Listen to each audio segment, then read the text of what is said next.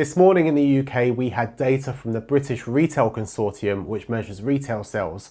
So since the end of the November lockdown, retail sales had increased by 1.8% in December.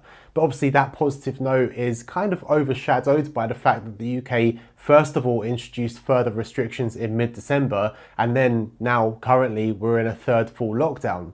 So retail sales for the full year were down 0.3% compared to 2019.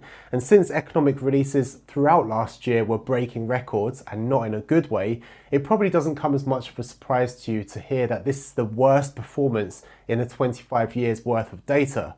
Now, getting the virus under control and the economy back open are obviously the priorities of the UK government at the moment. However, as we said in our recent video on the US economy with similar situations, this will largely depend on how quickly and how effectively a vaccine can be distributed. And it must be said the UK government are doing quite well at that at the moment, although it could be done a lot quicker as well. So yesterday, a member of the Monetary Policy Committee at the Bank of England warned that even if the economy is able to get open relatively quickly, spending will still take time to pick up. Barclaycard, which tracks almost half of the UK card transactions, also said that it saw consumer spending drop 2.3% year on year in December.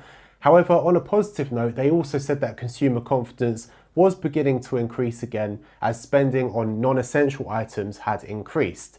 Now, even if consumer confidence was on the rise, another lockdown is currently in place, and so retail, particularly non-essential retail, is going to be under pressure once again, which will undermine any positive data that will come out to show how the end of last year was picking up. And the spillover effect is also becoming more and more apparent as commercial landlords are seeing a shortfall in rental payments. One of the biggest commercial landlords in the UK said they've only received 46% of rent owed for last quarter, the end of last year. And further data from the property company Released shows that out of 35,000 companies that they analysed, only 54% of retailers had paid what's owed for the end of the year. And that's a significant decline from the previous year, which was 75%. That's a massive decline.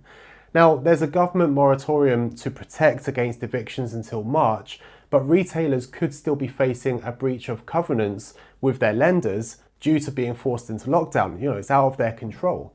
And as the data suggests, the entire retail sector is under financial pressure without any signs that it's coming to any sort of end anytime soon. So far, the UK government is working towards a March deadline, but this isn't set in stone and obviously depends on the containment and control of the virus. So there's been this hope that in 2021, there'll be this great reflation and households that are sitting on large amounts of savings will spend freely and lift the economy and get us back on track. But unfortunately, as we discussed in a video on the Duomo channel at the end of last year, around the world there's this big difference between the wealthier households that are sitting on savings and the poorer households that are out of work, struggling with food inflation, lacking the government support that's truly needed, especially those that are falling through the cracks, such as some self-employed people. You know, there's communities being set up online where people aren't getting things like the bounce back loans because of the way that the government set these things up. There's plenty of people out there whose businesses are failing, who are struggling to get by, and they're being forced, rightly or wrongly, into lockdown.